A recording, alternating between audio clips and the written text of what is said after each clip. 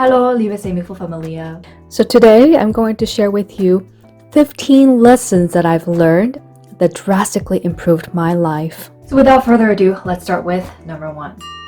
Not knowing what to do with life is completely okay.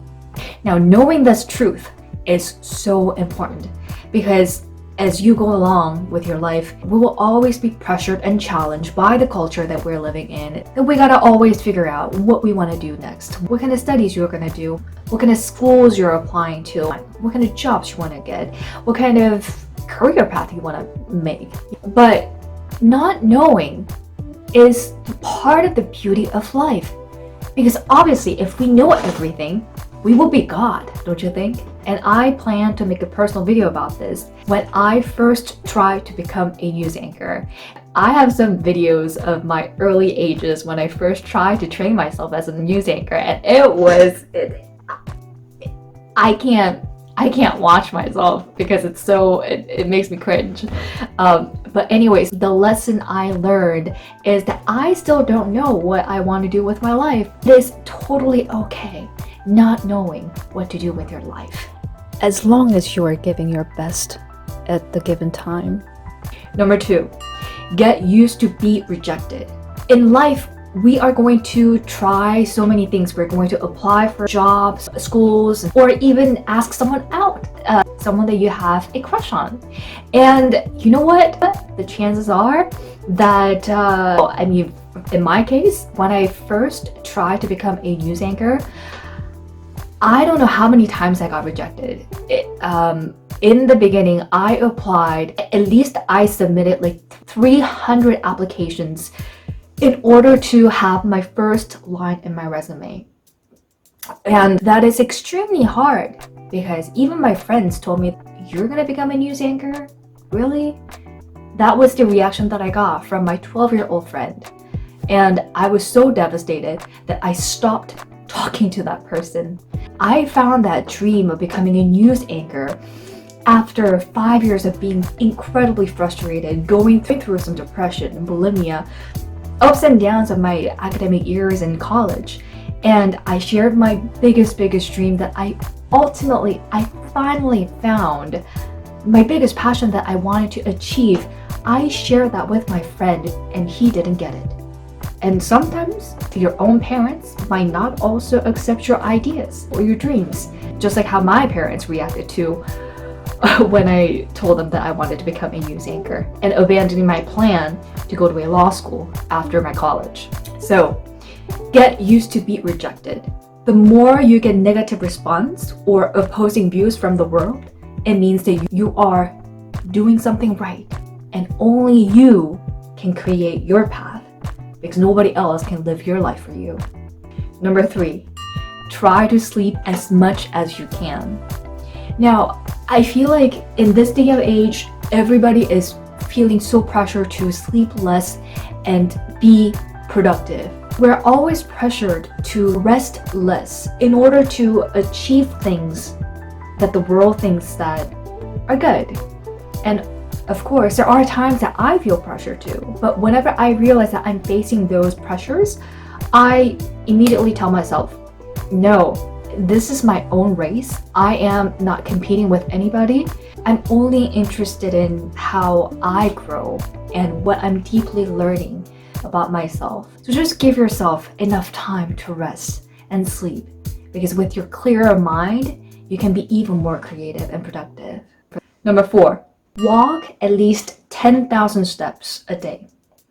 Now, 10,000 steps for me is walking back and forth from where I live to school. So that round trip by walking makes about 8 kilometers. I do take that time to completely just be away from what I had been thinking all day long. You know, making sure that my brain gets fresh air and rest and see the sky, the river, beautiful things. And if you guys haven't known, some of the influential artists in history were avid walkers. For example, Hemingway, who is my mother's favorite author, he wrote in his memoir saying that he would walk when he had finished his work or when he was trying to think something out. And it was easier for him to think if he was walking and doing something or seeing people doing something that they had understood. And not only Hemingway, Aristotle, Charles Dickens, Henry David Thoreau, Ludwig van Beethoven, all these artists were avid walkers. So make sure you take a walk.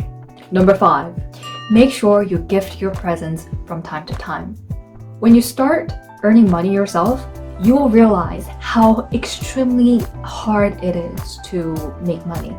It just is. And you will also start realizing how hard it is to use your own money to buy something else for others.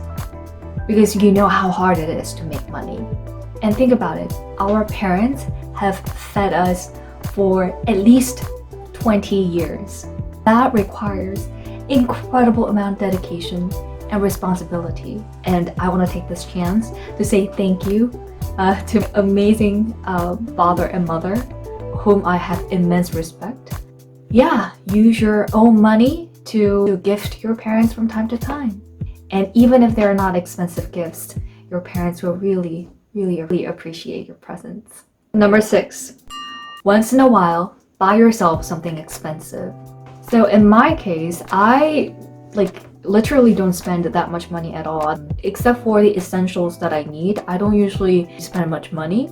But I have learned once in a while, it's important that you pamper yourself and you buy something luxurious for yourself so that you can also better your standards. And the only way to better your 안무 is just by experiencing. So to share my own experience, I bought my first ever 명품 가방 7th year after I started working.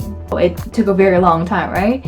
But yeah, that was my very first time that I gifted myself, and it was a nice daily sort of like briefcase type of bag from Burberry, and I went to 강남신세계 백화점 to buy it. It's a beautiful bag and I absolutely adore it, but it took me 7 full days of debating, even after I bought it from the 백화점. Should I return it? Because it costed almost 200만 원. And I've never spent that much money on material things, except for my own education. I'm a big investor on my education, on things that I need to learn, but I've never invested that much money on material things. So it took me 7 days to really decide whether I'm going to keep this bag, even after I pay for the bag. Yeah, but I am glad that I've done that at least once. And I believe it's important that you keep doing that once in a while for your own good, for your own self. That's also another way, another form of self-love. And number 7, don't estimate the power of environment. Now, we're social animals. We form relationship with others, and we also respond to the environment that we're in. So if you feel bad for some reason, you gotta make sure that you change your environment. Go outside, go out to take a walk, or have dinner with your friend, go out to, jog or something. Because even scientifically, it's proven that if you put a good person in a bad environment, it's very likely that that good person can do bad things in a bad environment. And if you put a bad person in a good environment, that bad person can turn into a remarkable person with amazing traits, but just being in that environment. So don't underestimate the power of environment. Change it when you need it. Because you do have an agency of where you want yourself to be in. Now, number 8, develop a habit of being consistent.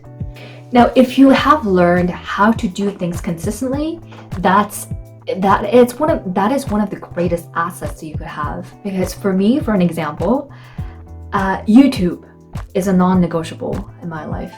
It's something that I just do.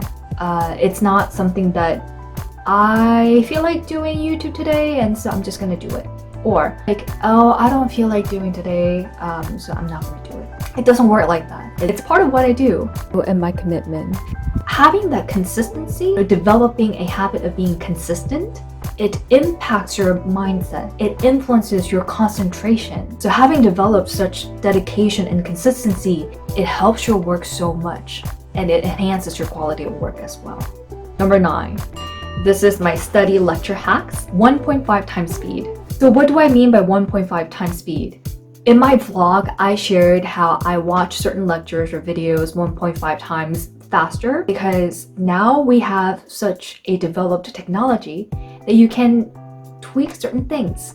So that function of making your video 1.5 times faster can save your time. Of course, if you're watching a film or a documentary, that might be a different story. But if you're just watching a lot of lectures, this might be a golden tip. And well, you guys could watch my video, this very video, 1.5 times faster as well. So try that. See if it works for you. Number 10. Choose to be an optimist. Now, you can choose to be positive or negative. The only things that we do not have a control over are the situations that we're in. But we do have a control over how we want to feel, how we respond to such situations. So if being positive is going to make my life a little bit less miserable, then why not choosing so? Because if it yields the same result, whether you become a nihilist or an optimist, then at least I would like to feel better about myself and about my situation.